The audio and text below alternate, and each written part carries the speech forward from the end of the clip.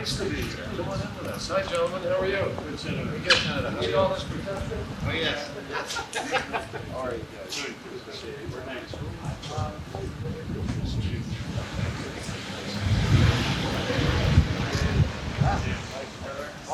I hear it may snow tomorrow. Did you hear that? I heard that. Yeah. So how was lunch? Oh, we had a great lunch. We had a nice talk about everything's business. Well, we had lots of people in here. Building commissioner. Classmate of yours at BC Law.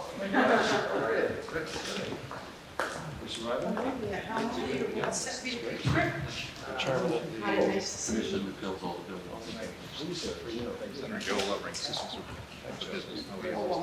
John Lepper, I'm the state rep for Attleboro. How you doing? Thank you. Good to see you. I'm glad to be here. I'm glad you're here. Hello, I'm Jim Gilchrist. Curriculum. Good for you. So when did they get all this? Well, I work at it. Monday, So when did they build this? 20th and 12th. We just opened last April. May, they moved in partially in State of the art, et cetera. Absolutely. full capacity for September. Beg your pardon? Full capacity for the full school. How many? He's up to about, what are you up to, Kenny? Eight? Ken, how many do you have in here? Well, if you count all the bodies, including we have kids who come in just for therapy, and then leave preschoolers, over 800 kids. 800 kids. bodies. They're not here all at the same time. Grades, Pre-K through 4. pre-K to 4. And how many special needs in there? Well, our pre-K is special needs, and we have some peer models. So those kids come in on a tuition basis, very small tuition, to be models with the handicapped kids, so that we have the role model for them. Interesting. 800 and some, that's a lot of kids. We have a lot of kids in there. What are the hours the school is open? Kids begin classes at 9 o'clock and leave at 3:15. And do you have any after-school programs or childcare day? Yeah, we have what's called abacus, which is before school and after school. You have Right. How many kids take part in that? Well, it must be about 30, 35. Right? That's all out of 800. Yeah, that's self-supporting. it's self-supporting. Yeah. It's entirely self-supported. But Of it's course, also, we have some of the kindergarten kids, some of the kindergarten kids are also involved in that, but they're in a different building. They are transported from here to the high school. So there's probably another 30 in that. Take part in that. Right. But all the others are returned to a home with parent, or We who hope. knows? Abacus But do you have any idea, I mean, do you have any sense of what they're going back to? Well, all the kindergarten, preschool kids must have an adult there, they won't be left off. So there has to be somebody there. Yeah. I'd say most of our kids either has a parent home or somebody who's been put in charge. Sometimes an older sibling, sometimes a neighbor. We may have 10, 15% of the kids who go home with no one there. Yeah. But most parents make some kind of an arrangement. So that's up to age 10, right? Right. Approximately. Yeah.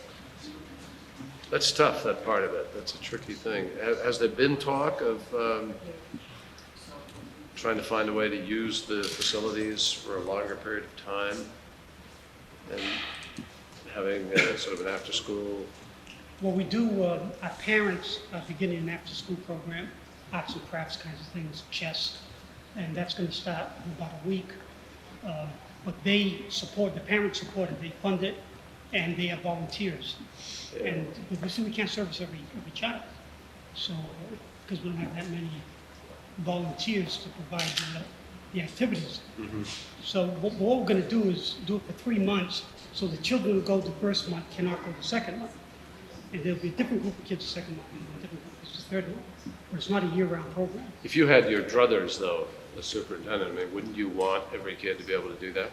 Yes, but the funding is a But problem. the funding is a And problem. we do part of it with abacus, and it's self-funding, but it would be nice to have the buildings open for those kids. We know a number of them go home either to a neighbor or to no one. Yeah. Just the nature of our economy, two parents are working, or there's a single parent. And it would be nice to extend the day for a variety of things. We have received some, in the middle school and the high school, some funding for extra help for kids who need to get up to speed on MCAS. We get some of that, but that is a small number of kids. It's only probably less than 200 kids out of almost 7,000 students. But it's the funding part. Yeah. What's the size of your classes? Lower grades, anywhere from 19 to 22, and the older grades, 24, 25. Not bad. We average about 22 throughout the first through eighth grade, which is a pretty good number. Again, preference would be 18, Yeah. Small, 15. 15, 18. Especially in the first three grades. Do you have a space limitation on We that, have or a space. teacher budget We limitation? have space limitations at this point. Space limitations. We've been building schools like crazy. This is the fifth one that we've completed in the 90s. And we have one more that's just awaiting some funding. We're hoping. our Now, representative you're building Fleck will that with the state money, mostly 90-10, isn't it? 7426. 74-26. Every community has New their own construction. reimbursement rate from the state. I see. And ours is 74%. And as you know, the school building assistance program in Massachusetts is one It's which. better for new construction, not for rehab, right? Well, yeah, and there's an There is no attempt- rehab allowed. There's an attempt to reform it, to change the system, because the amount of money outstanding right now is $6 billion in the school building assistance program. So, you know, there is an attempt being made to do something different and reimburse communities to that extent. Yeah, yeah. Does it make sense to do some rehab? Absolutely. Our high It does. school could use a rehab. It doesn't need new classrooms to be built. Yeah. But as an example, in order to make this project fundable, we knocked down a wing and built a new wing in its place. And we would prefer not to do those sorts of Sure. things. One thing I think that would be. Well, there's a very- disincentive against rehab, against building it. You couldn't possibly get reach for funding the way the thing is set up right now. We thought we'd take a mini tour. Sure, We can let's go A do couple it. of classrooms, we can talk at the same A time. mini tour. Right here is the parent center where our parents hang out. Yep. They volunteer to do a variety of things.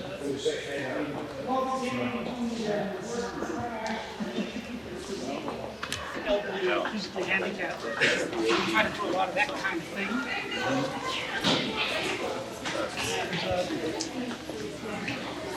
This is auditorium.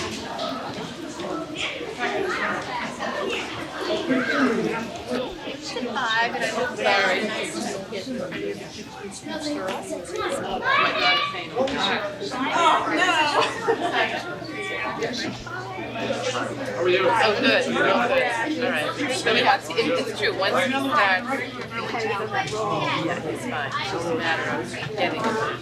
No, he did a great job. Very We have more people who want to be in the program than we have room Because- for. The peer models. Because they like the idea of them being, And because of the quality of the program. that's interesting. Yeah, that's good. Hi. How are you? Hello. Hi. Tell them what you need. So you're making a, what is that? A shamrock. And why we have a shamrock today? Hi, And I bet- Emily. Yeah, Covered in pink. Nice to meet you. It's kind of fun to have that green all over your hands. The tacos. That's why she pressed the green today. So she- Yeah. That's Nice. great. You tell them what we're gonna do? What are we gonna do to our clovers? Yeah. Marble How we doing here? Look at all that good stuff. Wow. Watch yourself. Do you want to smoke? Go outside. Oh, come on. Hey, who's ready for their What a lot marble? of fun. You ready? Ooh, boy. Oh, boy, look at that. All right, you know, Mrs. And where'd you do your master's at? We're used to this. It's just a little, when you're leading it, Tom. Special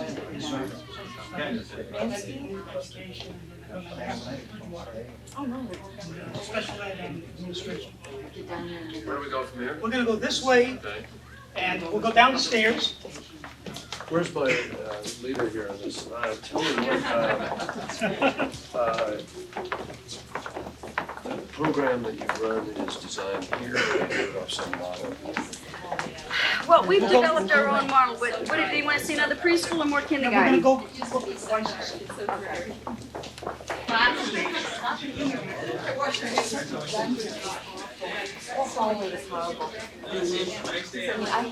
Okay, Amanda. Amanda. Oh, let's try Amanda again. She didn't try hers. Let's just do Tim and not Timothy. Tim. He's got a short one, right? Rebecca, did we do yours? Plus we have a computer lab. Okay, let's do David's then. That's great. David. Kids all Good. start that How many early. beats Oh, yeah. to They work Tyler's? on the computers. Tyler. And how many beats This to is- Kimberly? This is kindergarten. Kimberly. Typical- Oh, she's got a typical long kid. one too. Okay, very good. Let's turn around. Let's come over here a little bit closer. Surprise. Come in and just maybe Well, we're gonna move over to the YCC program. Okay. Take a look at what's going on Bye, there. thank you. Thank you, See you sorry to later. interrupt you, but thank you. That's all right. Bye-bye. Anytime. Eat outside or just outside? Outside, we're working really hard.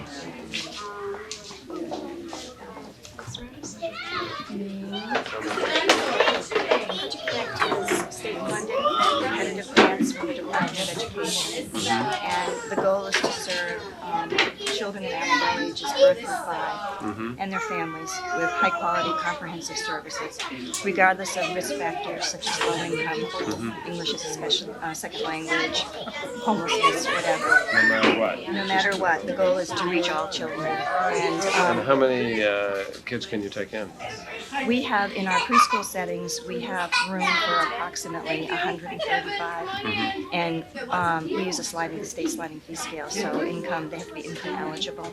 Good. Because we also have lots of different private programs throughout Attleboro that are affiliated with us, and we're assured of their quality because we support them through accreditation. And so if the idea is if a family can afford, the typical preschool, then there's a place for them. And our classrooms, both public and also in the private sector, we have units. We broker children to the private preschools, and we subsidize their care. I see. And then in How many addition- kids do you get into it? In our public preschool classrooms, there are 90, and then we have another 40 out in the community, 40 children that are funded through When you say budget. public classroom? This is a classroom here, and then we have one at another site. Oh, I see. We have Okay, 3 that's different it. sessions, so there are Yeah. 15 children in each session. I see. How many kids does that, how many of the eligible kids population are you getting then? Well, I think the latest statistic last year was that we were still missing, I think there were probably 1,200 3 and 4-year-olds. I'm not sure if that's exact, but we're missing still about 400 of them. And we're constantly trying to do different kinds of outreach. We You have, don't know why? no, There's no way to pin that down. Yeah. we're reaching out to the Latino community. About 8%. And then also we have a relative high school. Library and chat. You're running for office.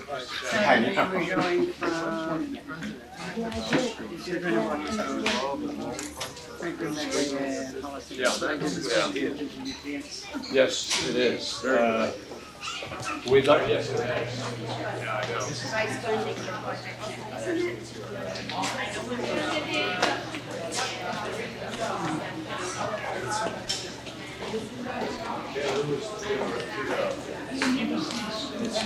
It's cool.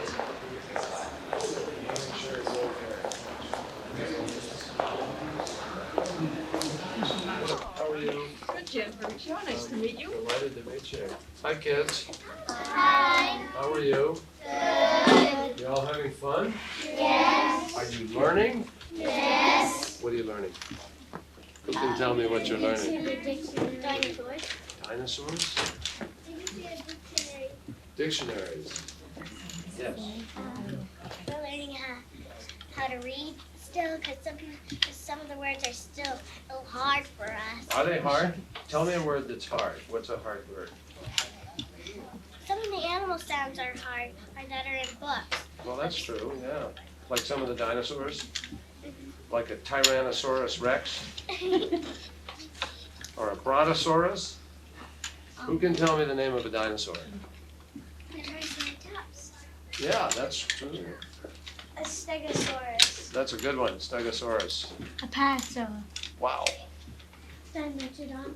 Oh my gosh, you guys are really learning these things. Yes. Ichthyosaur. Okay. Well done. Your teacher deserved a hand. That's great. Yes. We're working on a play that we're doing tomorrow. You gonna do a play tomorrow? What's the play about? Dinosaur. Oh, great. We're learning how to write. How to write. Good. How's that coming? Pretty well? Yes, sir. We're learning. All kinds of things. Yeah. What else are you learning? We're learning. Reading? I don't know. Sometimes. Do you remember the last thing you read about yesterday, when your reading group came up? Oh yeah, we were learning about. We learned about Indians. Indians. That's a lot of fun. That's fantastic. Yes. Native Americans. Native Americans. Yeah. Indians and Native Americans. Same thing, right? Yeah. But Indians also come from another country, right? Called India. Is that right? Yeah. If you say so. So now you're really confused, right? Yes. You're working on what? I'm sorry. We're working on a test, the Terra Nova test that we're gonna have in April. Oh, that's right. You have that test, don't you? Yeah. We're making teepees in the morning. You make a teepee in the morning? Oh, wow. That's fabulous. go get yours and hold it up? Yeah. And what's your name? Bethany. Bethany, what do you have to say? We're learning about contractions. Oh, boy, that's pretty complicated. Yes. And your name? You have to tell me your name. When you raise your hand, I want to know your names. My name's Arkin. We're learning about compound words. Boy, that's big stuff. Now, this is which grade? Second. Second grade. Fantastic. Yes, sir. We're learning our times tables in the morning, and my name's Derek. Your name's there, okay?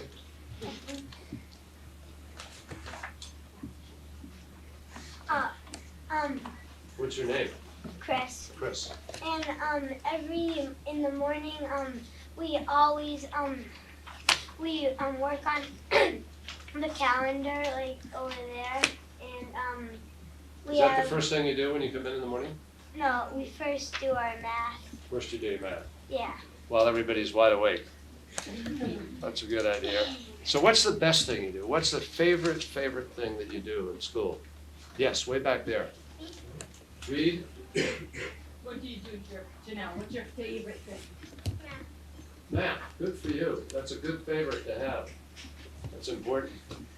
My name's Michael. My favorite thing is to do social studies. Social studies. That's interesting. That's good work too. That's fascinating. Yes. Social studies. Social studies. What do you like about social studies? Everything. Just everything. Yep. It's interesting, isn't it? Learn all about people and other things. Yes. My name's Chris, and one of my favorite subjects is geography. That's a terrific subject.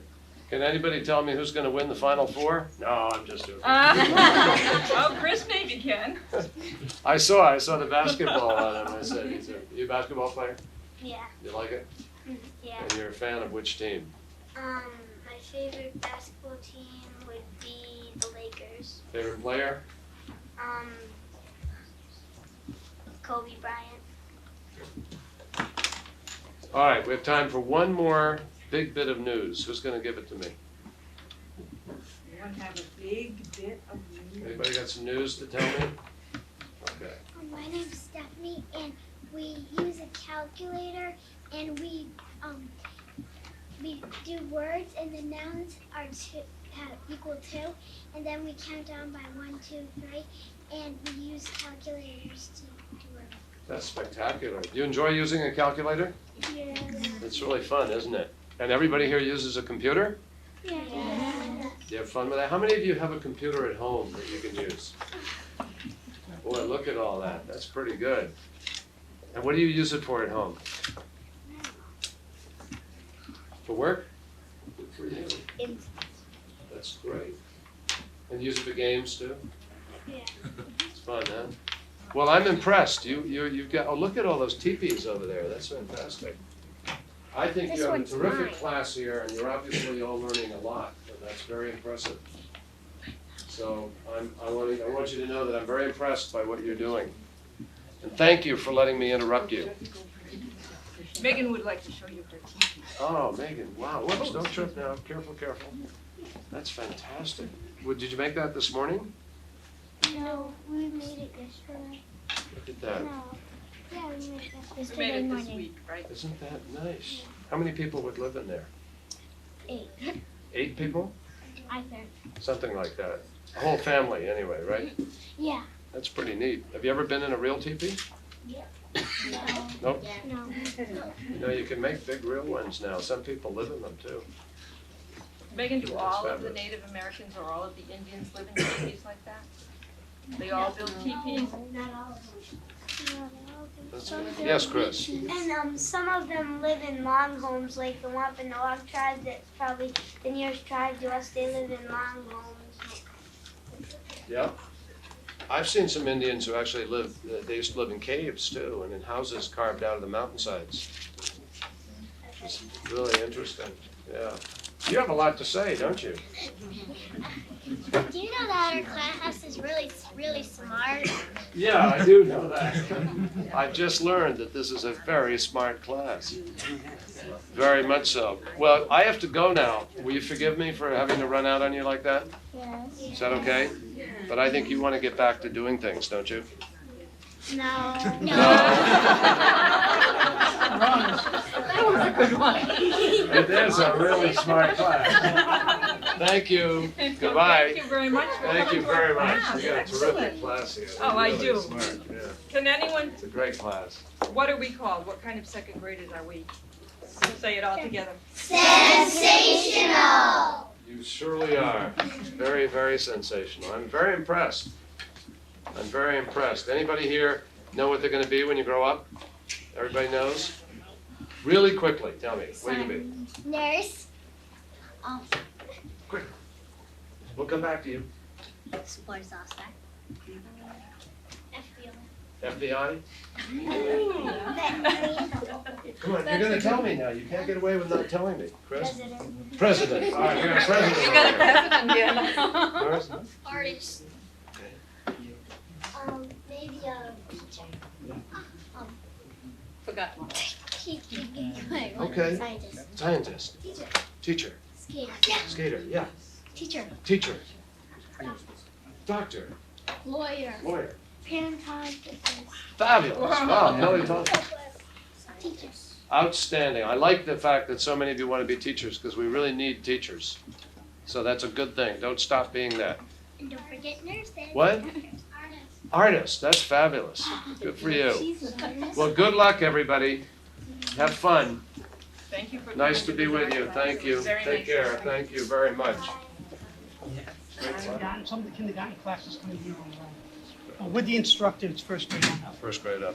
That's great.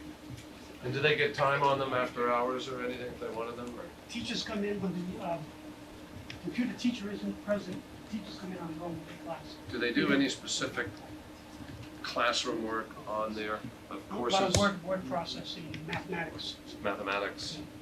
We have, Any Plus they have at language? least 3 in each classroom that they use on a shared basis within the classroom. Do you have any, is there any bilingual here? yes, in fact, so And we do have- they do some of it on computers and language learning? Yeah, we have a lot Lab work? of Khmer kids, Cambodian, and so we was here some. Hi, Sunita. Nice to meet you. Pleasure. Thank you. Nice to meet you. Debbie Murphy, PTO. Hi, Deborah. Good to Mary, see you. thank you. Chris Kennedy. Hey, Chris. First grade teacher. How are you? Thank you for joining us here. Sure. Where do they have me in this We have crowd? you, right over here. Okay. Fabulous. Yeah. Everyone is welcome. For taking time to join me here. Let me just get a sense of how much time we have so we don't use it intelligently. How much time do we have? We have about 25 minutes. 25 minutes, fabulous. I have just had a terrific tour of what is obviously a first-rate facility and found an impressive level of learning going on. I just came out of a second-grade classroom that was as smart as any group of second graders I've seen in the state. I mean, they were doing just terrifically. And obviously very energized and enthused and so forth. But needless to say, we're all wrestling with sort of what we do about the 28% of the kids that aren't in some of these after-school programs and early education programs and so forth. And I'm trying to just listen to people who are in the middle of this to learn better what is really working, what doesn't work, what should we do more of, what could we do at the federal level to be of greater help to deal with the very real problems that you have, and so just to get a better sense of what the priorities are. And it varies obviously community to community a little bit, depending on the tax base and depending on the amount of schools they've built and what's happened. But I'd be very interested in just sort of running around and listening to parents and teachers, administrators alike, to get a sense of, so what do we need to do to make ed reform work better? And is the money reaching the places it ought to be reaching? If not, what's being left out and so forth? Who wants to lead off? Mayor, you want to say anything to start? Of course I want to say something. That's why I Would I turned ever to not? her, you know? No, I think that ed reform was marvelous in terms of increasing the amount of money that we had to spend in our schools. The sort of sudden Excuse me, just ending one of sec. Tommy, why don't you pull up a chair so you can properly take some notes? And grab a chair over here and sit right beside me. the sudden ending of the funding is going to cause us some real difficulties because of some of the expectations that have been built up that we may not be able to satisfy. But it seems to me that the thing that maybe the federal government can most help us with is the burden of special education. Before we get to special ed, let me just ask something procedurally so I understand the ed reform thing properly.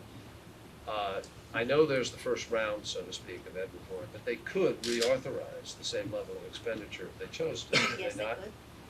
When you say ending, it ends next year? This is, actually, fiscal 2000, the year we're in, is the seventh year That's the of seventh year, right. funding obligation that some of them, and Under particularly ed Senator reform. Birmingham, felt the strongest obligation to. Now, when that, is there talk of literally going cold turkey and not? Well, what they're doing now, or at least proposing to do for next year, is to use a minimum net school spending number like they've been using right along. But there will be less money coming from the state to help us provide that amount, so that actually the city could find itself in a position of having to spend a considerably more, greater percentage of its new income on education than really is appropriate or fair. And the only reason I brought up special ed is because I've been trying to think of a way that there Well, could be if we pick assistance up- that would be really fair. So if we pick up the special ed that we Right. originally promised, which was the 40% versus the 13 you're getting, Mhm. that frees you up to put additional funds in. Absolutely. And I think the point that has to be made again and again is that none of us have any control over whether or not we have children who are born perfectly normal or children who are born with problems. And none of us have any control over how many of those children we might have in our school system at any given time. And that this is truly a more statewide and nationwide problem. And it's got to be dealt with that Let way. me ask you this.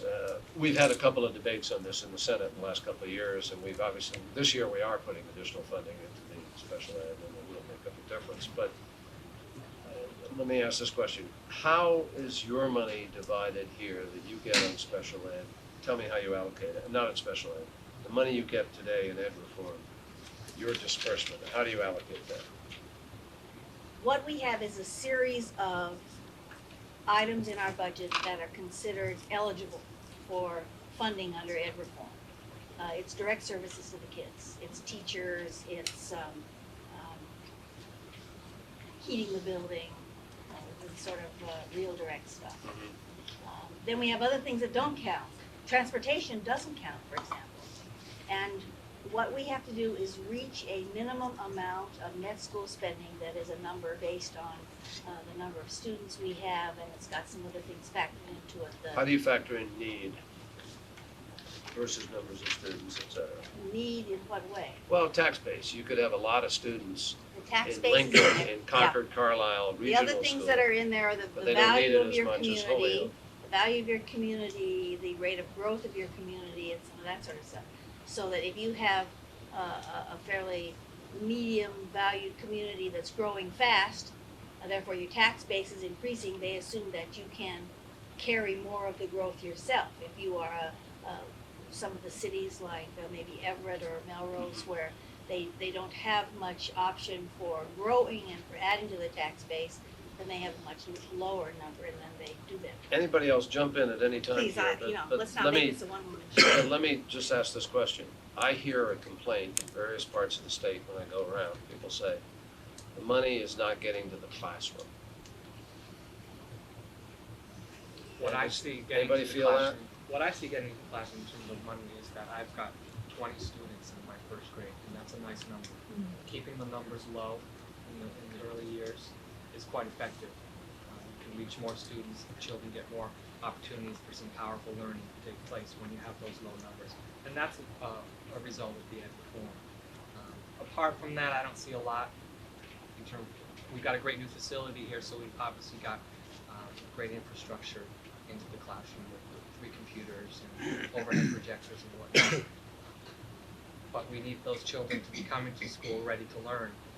And if they're not, we need to make sure we've got those great preschool programs like we have at UCC that gives the children what they're not getting in their birth to year 5 in the home. What's the starting salary in the Attleboro system? 26. And masters plus 15 years, what does it go up to? 52 to about 52. 52. And top, That's it. that is. How many years, what's the scaling then? We have 11 steps now? 11 steps. 11 steps. I don't even want to grab those, I'm trying to do a comparative steps for communities in the state. I can get you a copy of the contract. That'd be great, So yeah, that I'd see that. With respect to your choice of curricula and the things you want to do within the school, where did Ken go? I'm right there. Oh, there he is, I'm sorry, Ken. As principal, can you make those decisions? Does it frustrate you if you can't? To what degree is the board sort of hovering over you and our we training have- superintendent here? We have the frameworks, the state frameworks, and the MCAS is based on the frameworks. So our curriculum needs to be related to the frameworks. Teachers realize that. And I think most teachers feel that those standards are fine. I think the biggest complaint is they change them on us when we're just getting accustomed to implementing, they're changing math, and most people were feeling comfortable with the frameworks, and now they have to make an adjustment.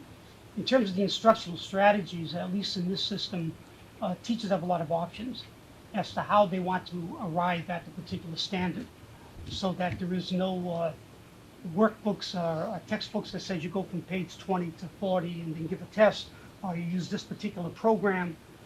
Teachers have a lot of flexibility in the materials they use. Teachers submit orders to me. 99.9% of the time, I honor what they submitted. We do share because everybody can't have their own little package because we just don't have the funding for that. We try to order as a team, so the first grade teachers get together, they say, what do we need? What are we missing? They put out orders, they give it to me, I submit it to the central office, and the teachers get what they need based upon the availability of funds. We don't get 100% of what we want because there simply isn't that kind of money around. But we do not have a rigid instructional mandate. Your attention, please. All classes interested in watching the performance may now proceed to the auditorium. I wonder if that's our performance. No, that's our performance. And I'm here with you because my children are in it, but parents are videotaping it. Oh, well, I don't want to pull you No, away. I'd rather be here. Thank you. I mean, I'd love to be with them too, but this is an honor. Are they doing this performance tomorrow? Another group will do the same. Oh, a different play group. again. Same play. But I've been to the rehearsals. So So I you know it by know. heart. And talking about curriculum, well, we are in the process of becoming an accelerated school, which is based upon a philosophy by Henry Levin, which says all kids need to be elevated in terms of the curriculum we give them. They need to be challenged, they need to have opportunities to express their own particular talents. And Chris just, in fact, your class just finished the play last week, Paula's. So we're doing a lot more of that kind of opportunity for kids to share the talents they have. Having the auditorium is a major asset to accomplish that. And I see teachers really moving into challenging kids to a higher level, giving them opportunities to show their talents. I think in the second grade class, you saw that comfort that the kids have. They really feel comfortable being in there and speaking and saying what's on their mind. So I think we're really moving in the direction of elevating kids academically and as human beings. And teachers have done a great job with that. But in this system, there's a lot of flexibility in terms of how teachers teach, but we have to address the frameworks because Also, the MCAS comes quick. could I stress that we've also all had a chance to have feedback and actually contributions into the curriculum. The teachers. Yes, for years, we've been on committees for I've been on a literacy assessment committee for at least 6-7 years. There's a math assessment group. Is that, there's a social is that study. internal to this school? or is No, that to the system. School-wide, We're- system-wide? Oh, yes, it's system-wide. So all that's of- through the superintendent? and- Yeah, it's wonderful. Yeah. And under. Right. Yeah, How many, um, I mean, how many elementary and secondary are there? There are 5 elementary, 5 elementary, 3 middle, 3 and middle, then a large and then high the school. major high school. Are the elementary competitive? No. The complementary. Yeah, it's It was wonderful. complimentary. Do parents have choice? No. Yes. Limited. Well, limited They choice. do, there is within the system a degree of choice. Is They there have any to reason, provide is there their any own- reason not to let parents choose completely which elementary Well, school they they'd have to like? provide their own transportation, so they can choose, and there's also space. Class size limitation. Class size, Is there some method, has anybody ever talked about creating some sort of first come, first choice or lottery if you have too many people? But wouldn't that give you a reflection of how people feel about a particular school and why, and then you can measure why isn't the other school getting the It same? might, but they might not like the reflection that it gives either. Is if you allow people to go wherever school that you want, first come, first serve, that sets up, I think, maybe an artificial image in terms of one school being better than the other. Because we just went through redistricting last year, and that was a big issue when we redistricted. It's like, I don't wanna go to that school, I don't wanna, and it was an artificial impression of what a school would be. And I this was don't one think of the you schools that people did not want to go to. didn't wanna come Thacher, to. because this is in a, quote, bad part of town, unquote. It's in one of our economically depressed areas. But what I've found is that in certain communities, I mean, there are schools I've been to which no parent wanted their child to go to. I don't think that was. And they were undersubscribed. Then what happened is, you got a terrific principal in, they revitalized the school, brought in new, not just, the leadership of the school changed. And now there are more people, more parents, this is in Lynn, more parents want their kids to go to that school than there are places, even though it was in a quote, bad part of town, it doesn't matter. I've seen that in New Bedford too. If it's a reflection of the school. If the school has the energy and the school has the teachers and the school's putting the effort into the kids, as you are here, that reverberates out into the community. And, it's sort of empowerment to parents in a way. It gives parents that ability to reflect to the system very immediately what they think is working and what isn't. I think that did happen here with the ECC, with the ECC coming and the preschool and the parents bringing their preschoolers and kindergartners into the ECC part of Thacher and seeing this brand new, beautiful, wonderful school that I think was a big help to people who heard and read things in the paper about not wanting to go to Thacher. And once their child has to go to kindergarten here, they got in the school and they saw it and the big bad monster was not here. So I think that What's helps. your take on that, Super? I mean, what do you think? Well, I think what we've done here is philosophically, we've come to the point where we feel that each elementary schools should be balanced according to the community we live in.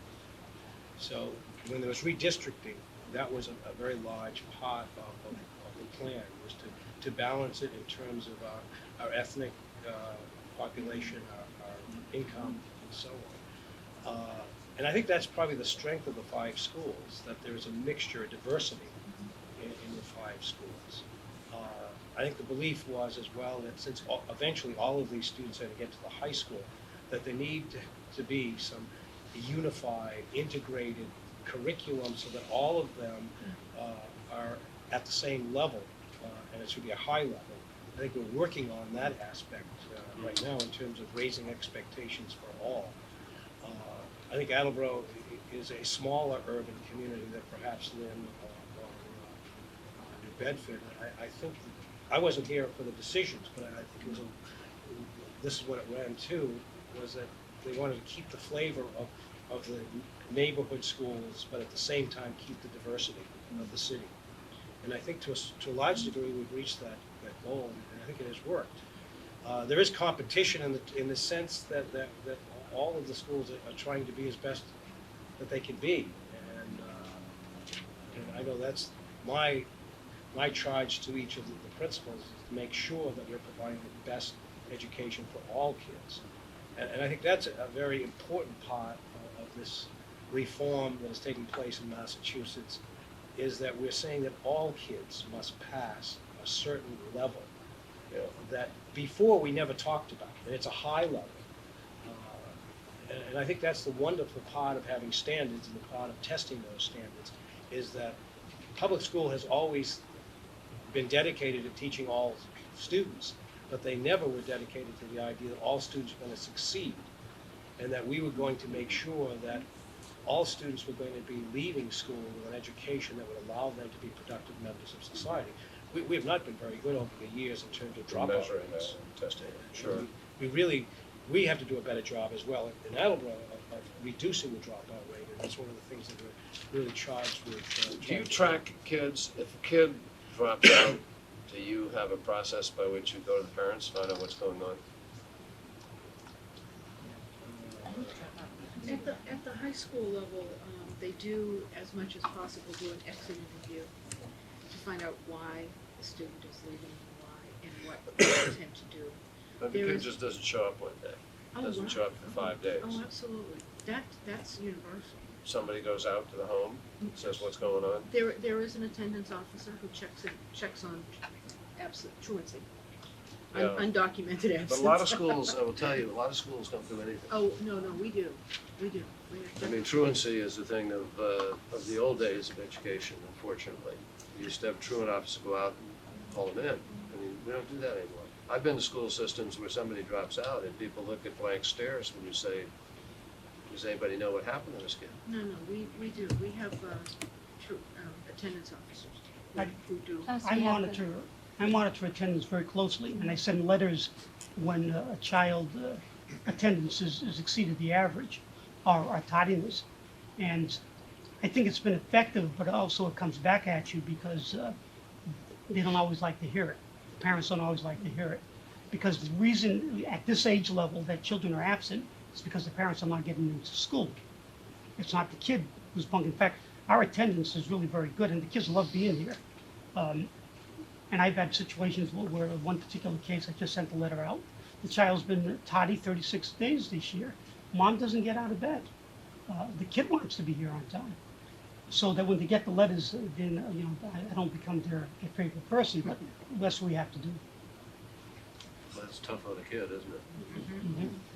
But also we have the teen center where high school children get some counseling and have a comfort zone where they can talk about their problems to representatives from the school. And that's a very big support for them. And now, why can't we do more? Why can't we get, I mean, it's hard for me to understand why when we're rolling in a surplus the way we are in this state, and when we're doing as well as we are economically nationally, why can't we reach every child into early education? What's the restraint on this? There are funding issues, unfortunately. the funding, I mean, look at the bilingual issue. I mean, Well, I don't understand the funding issue. We're going to give $1.2 billion back to people this year. what's the funding issue?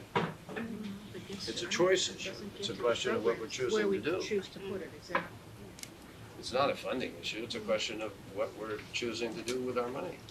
I mean, we have done a study on several levels in terms of, in regards to our kindergarten through 4 reading program, for instance. In terms of coming up with a plan for improvement, we looked at what is our data in terms of students that enter showing readiness issues, and how they move from grade to grade, and what the gap is in terms of progressing, not reading at grade level. And we find that students tend to come in at the kindergarten level at 20 to 30% not showing readiness skills to read, and and we're marginally successful at impacting that because we don't always have access to the students. If we had students able to have preschool programs that weren't only for special needs or a tuition basis, where you had access to those students so you could create the readiness, or a full-day kindergarten where the students who were most needy were able to be here all day so you could impact the situation. But it's a deficit situation that's hard to impact within the constraints of funding in the school hours that they're available for. It's not an unreachable problem, but it has constraints on it based on the availability of funding for programs in municipalities. that When you don't built have your new schools, were all the old ones torn down, converted, No. what happened? Are some of them sitting abandoned today? Actually, nothing is abandoned. Nothing is sitting there. Well, the old Bliss. This was sold, Sold, but that was sold. Sold. that closed down a long time ago, but Senator, this is a rehab project. This was. But I understand this was sort of a new construction rehab project. Well, in order to make it fundable. You basically tore it down. Well, we. Well, We only no, tore we down got one it. wing. You got it. But not the whole gutted- thing. We gutted this So building. you gutted right back it to sufficiently floors. to be able to qualify for the new construction. That's Got right. it sufficiently to get rid of the asbestos and the things. that And were in this here. is the third elementary school that we did that with. Yeah. The middle schools, we built 2 new ones. The one that we're going to be doing hopefully next year is again a major rehab project like this, where you take it right back to the basic elements and build the school back up inside the 4 walls. This brings up the area of school building assistance, and as I spoke to earlier, the school building assistance program, from the point of view of the state, is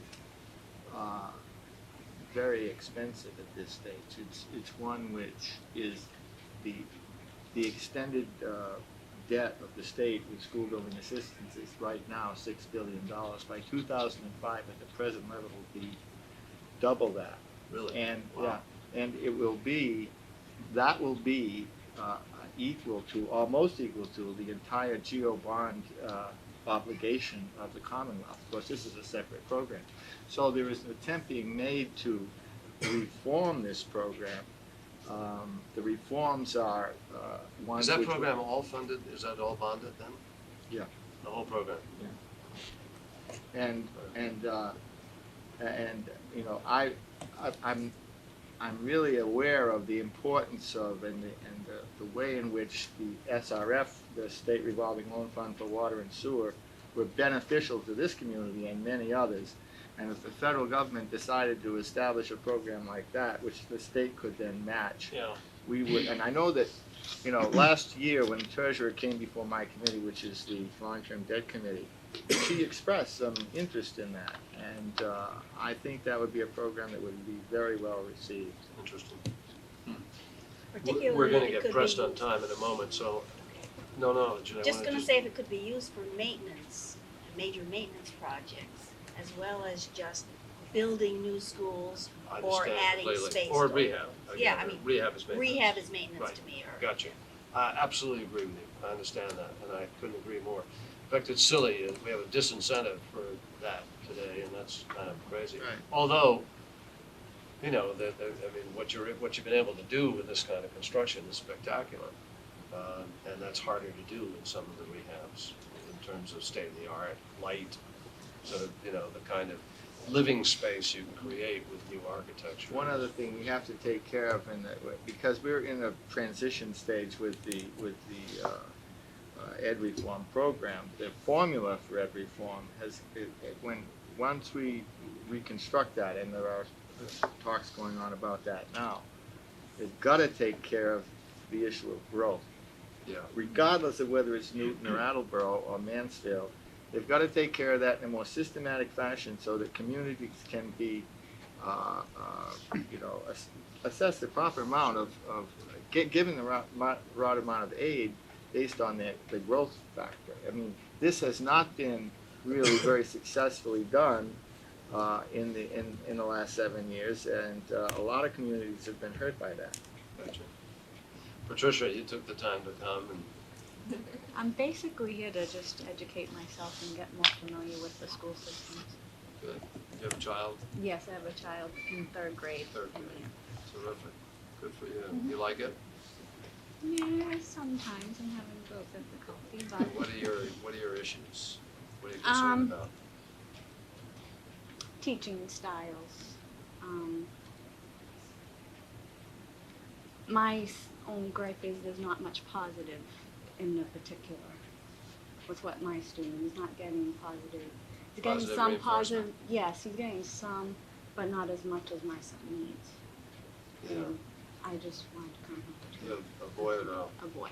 Boy. And I have a boy also in middle school. I see. And you're comparing the two.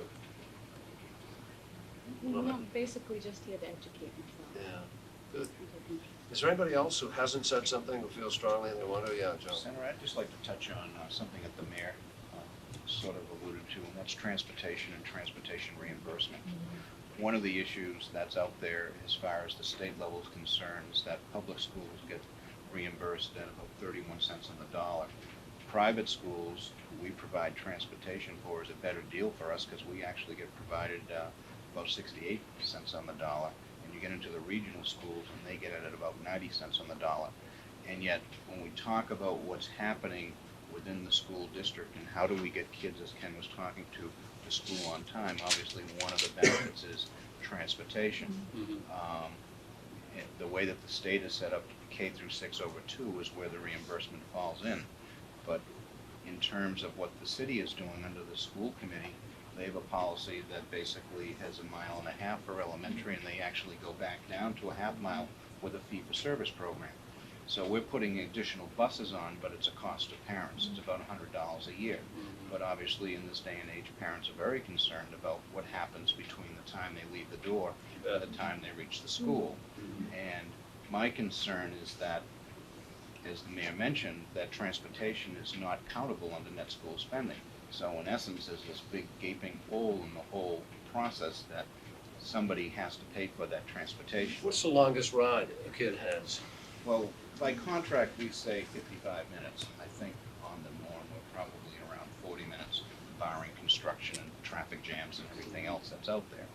But we have one private school that's in the southeast corner of the city, but the students are coming from the northwest corner of the city, and transportation in between the two is a long ride because they have to negotiate the center of town and then they have to get down to Route 1 where there's a lot of traffic. Yeah. But the transportation That's issue, private. that's a private school, Private school. but we provide transportation under law. And that's one of the things that the mayor wrestles with every year. That's interesting. Transportation number Well, comes let's in. take a look at that. That's an interesting part of the mix. Particularly, Senator, since the policy and the philosophy of building new schools has been to centralize, has been to require that we have cafeterias, libraries, auditoriums, which makes very small neighborhood schools not practical or even possible. So in a sense, the state's policy is pushing us into centralized, longer bus ride schools, and they are not I giving do. us I anywhere understand. near the But you need to be reimbursement. able to make that Yeah. work. Sure, no, I understand. Well, that's interesting. Anybody else? I just wanted to throw out a thought related to charter schools and the fact that the funding for a charter school comes out of our budget. If a child is going to one of the private schools and then chooses to go to a charter school, that money is still lopped off of our budget as if they were part of our system in the first place. So we're Completely working at a understand that. reduction. It's crazy. It's a very bad situation. And in fact, if you had a lot of, that's a great danger in the current voucher programs that they promote, because if all of a sudden you created vouchers, you could have a lot of kids who are currently in private schools simply go claim their voucher, and it's all gonna be stripped away, even though they're not currently funded. So, believe me, that's one of the reasons why I oppose vouchers. It's one of the reasons. I oppose them for other reasons. Simply because 90% of our kids go to school in public schools, and if you have a big voucher program, we will never pass one big enough to take care of everybody. There aren't enough places for them to go. So all you will wind up doing is empowering some, but stripping away the capacity of the rest of the system to lift itself up. And that is directly contrary to the concept of federal support of the whole notion of a national public school system. So the secret is to make every public school capable of being as good as it wants to be. And that's why I asked you the question about your individual capacity to do that. I mean, there are places where regrettably school boards get in the way, and where the politics of the community get in the way, and the principal can't make some of the changes the principal would like to make, and the school can't be what it wants to be. And teachers get frustrated, principals get frustrated, and in the end, kids don't get what they ought to have. I happen to think a certain degree of competition is healthy within the school system, that parents measure pretty effectively. You know, parents are pretty good judges of what they want for the kids. Not all, because some parents we know are not involved in their kids' lives, or they have other problems. But by and large, you've got a parent population there that's prepared to make some pretty good judgments. And scarily, the judgments they're making all across the country are to try to send their kids somewhere else, to a charter school or to a parochial school or private school of some sort. They're voting. They're voting with their kid and with their feet in their car. And so we've got to respond to that. I mean, it is imperative that we make sure they know their kid can get the best education possible in public school. But that demands a little bit of creativity and flexibility. People have got to say, okay, maybe what we're doing isn't as good as what it could be or something. People need to not be defensive about it. And I must tell you, regrettably, in some communities, I'm not saying here at all, but in some places, they really are defensive about it. It becomes a turf battle, and it becomes a sort of, contentious kind of thing, which is not what educating children ought to be all about. The simple question ought to be, hey, what is best for the kids? What works? How do we build a great school? And sometimes that takes some flexibility and, in the teaching and the curriculum and whatever. I mean, I'm fighting to make the public school system work, and the way to do it is to empower it. But to some degree, empowering means liberating it from some of the layers of, bureaucracy and all the rest of it. So I think you're doing a great job here, obviously. You've got a lot of good leadership. And you're all thoughtful about it, and it reflects it in what you're doing with the school. And the kids were just great. But I mean, you can see it. It's bright, it's airy, it's cheery, it's neat, it's quiet, it's, it really is. It's a great atmosphere. And I really congratulate you for it. I mean, you should see some, I mean, I'm sure you have seen some of the places some kids are going to school. It's sad. Which is why we need to keep the funding stream going and find some sensible ways to make up for it. So thank you very, very much. This has been a very helpful, very enjoyable visit. I really appreciate it. Thank you, Ken. You got a great school here. You do too. Thank you. Thank you very much. Thank you very much for coming. I really enjoyed it very, very much. Keep me posted. And I'll keep you posted on the other stuff. Yeah, oh no, I'll be around. Don't worry. Boy, you look good, huh? Yeah, the hat really is me. Oh, you want to see it with the picture? Let me see. Yes, I have. One second. There they are. Thank you, that's great. Thank you. And there's our Those are great. superintendent That's the doing the same superintendent thing. who In the room, the second grade that you went into. No.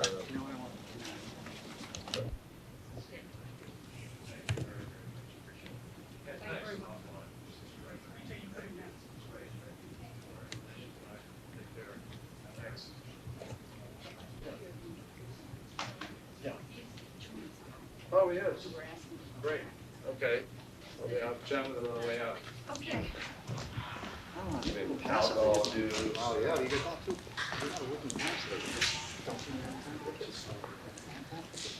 How can we make it, get any ideas about how we can do that? It's $64,000 I mean, is there anything that counts?